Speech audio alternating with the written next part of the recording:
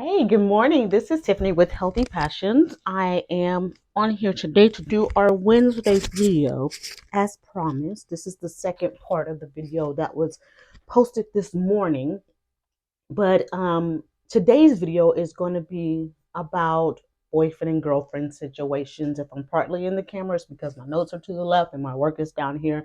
And I always have a lot of work to do. So I am going to be working and talking at the same time. I have to multitask because that's just what I give myself to do because I only work 4 hours a day, and within that 4 hours, I always have to get a lot of work done. There's some more things that I need to finish today, and I am excited to get that done. Excuse me if I'm moving around. All right, so if you don't know me, my name is Tiffany Talley, and I am a certified personal trainer, certified wellness coach, and certified energy healer. By birth, I am an oracle. I prophesy. I can see and hear in the spirit, and slightly dream interpretations. If you have an issue with my spiritual gifts, the Most High compares them to Joseph in the Bible. So a lot of the things that Joseph did in the Bible, I can do. And I was born that way. If you have an issue with that, take it up with God. If you don't feel like it's biblical, tell Joseph that. All right, let's go forward. So, the boyfriend and girlfriend situation.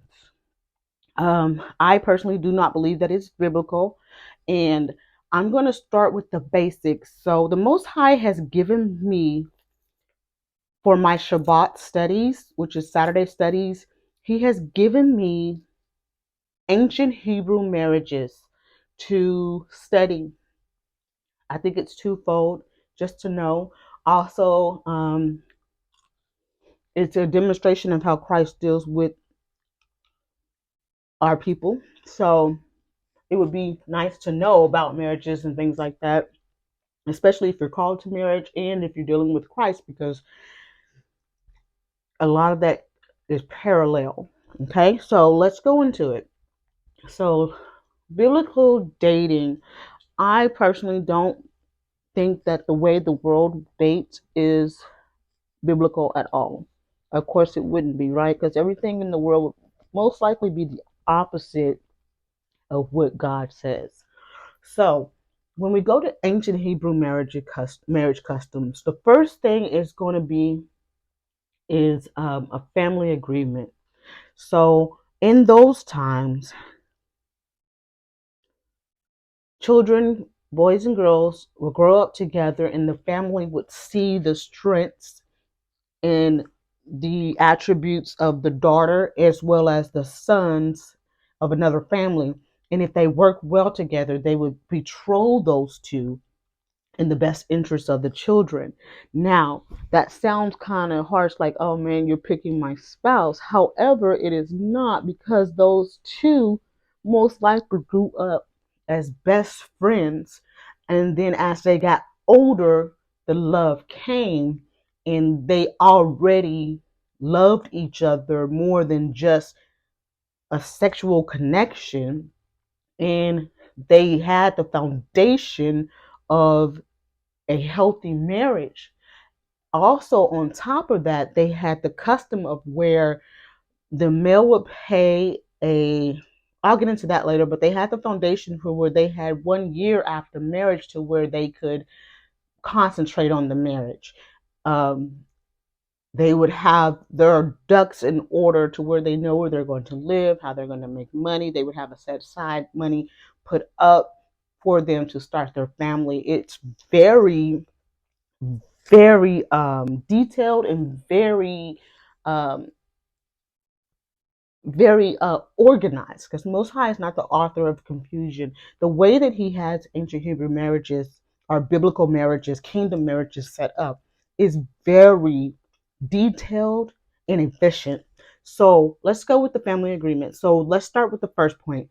Spouses, the spouse is presented to the family and over time approved or not. So just because you're presented to a family does not necessarily mean that you are approved. So how that works is the daughter or the son would go stay with the family to where they are observed and totally supervised, not allowed to have sex with one another or any inappropriateness, but they would stay with that family to get to know them before they, decide to be betrothed or engaged and married. And they would do that for a time. An example of that is where many examples of that where they would go stay with the family and work for what I think the first one was he worked for the sister for 7 years and then another 7 years for the wife he wanted for Rachel. Um, those were customary. That wasn't unheard of. That is how they did things, which it works out very well because it gives the family time to get to know the person and also the spouses time to get to know each other more. All right. Um, they will protect the chastity of both the man and the woman. It was not like, okay, just the woman is expected to be a virgin. No, the man is supposed to keep himself as well. Um, Even in the cases if he didn't, the woman especially is, but the man is also expected.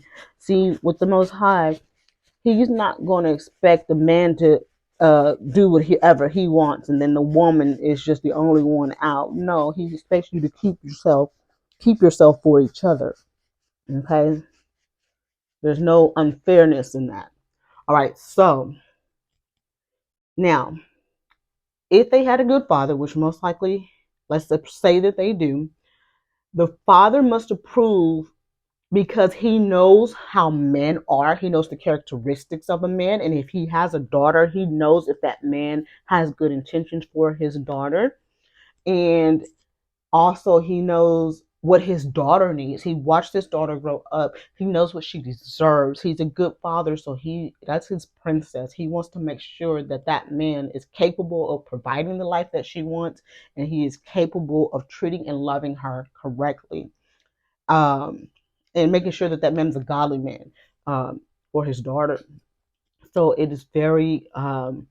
It's not like what it seems like, oh, the men patriarch. No, it's not like that in Hebrew marriages. It's, I'm protecting you and I want to make sure that you're right for my daughter. And if you're not, I'm not going to approve of you marrying her.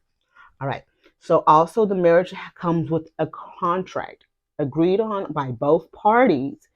All right. So before the betrothal time, there is a contract and it's very detailed. So the first part of the contract is business, as what attributes can both families bring to the marriage that will benefit financially and things like that. So you have that side of it. It is a very business oriented. It needs to benefit the families. However, the part that I love that I notice is it's also a contract, what we would call vows, VOW, that we recite at weddings. That would kind of be an example of that, but this one is more detailed. It is written down and signed by both parties to where they get to decide what they expect and want in the marriage. So if a man wants a traditional wife that stays at home to take care of the children, that's in the contract.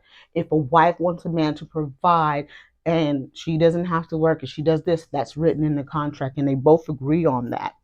And the wonderful thing about it is that it's fair, because a lot of people have the misconception that women didn't have a choice. No, they had a wonderful choice. Actually, they got a chance to present their case to the husband like, hey, this is what I want.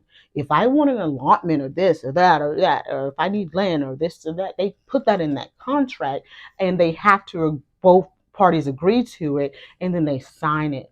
So if things go wrong in the marriage, as far as the fundamentals of marriage, not the business side, to where the husband is no longer providing or he's not holding up his end, or if the wife does something where she's not holding up her end, they go back to that contract and be like, hey, husband, hey, wife, you're not doing this, this, and this as agreed in this marriage. They give the partner a chance to either rectify it. If they can't rectify it together, they go to the elders with the contract, and then they see if they can rectify it that way. If that does not work out, then they have a right to end the marriage, and the husband will put the wife away.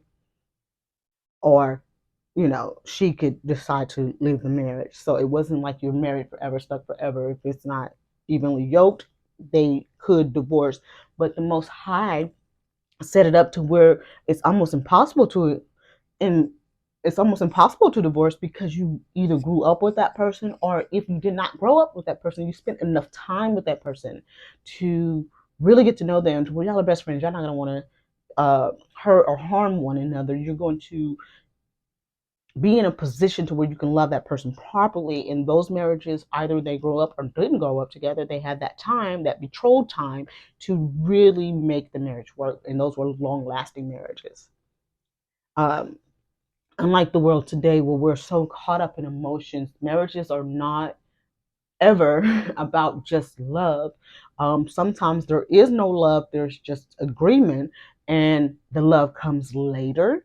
However, the way that this is set up, the feelings are there, and they will be there. You actually care for that person. However, the contracts are also in place as business, as well as the context of the marriage is set in place. So when that honeymoon phase or that feeling of love subsides, you still have your obligations in the marriage, and they still will be upheld. So that way, when things get hard and you have a rough patch, guess what?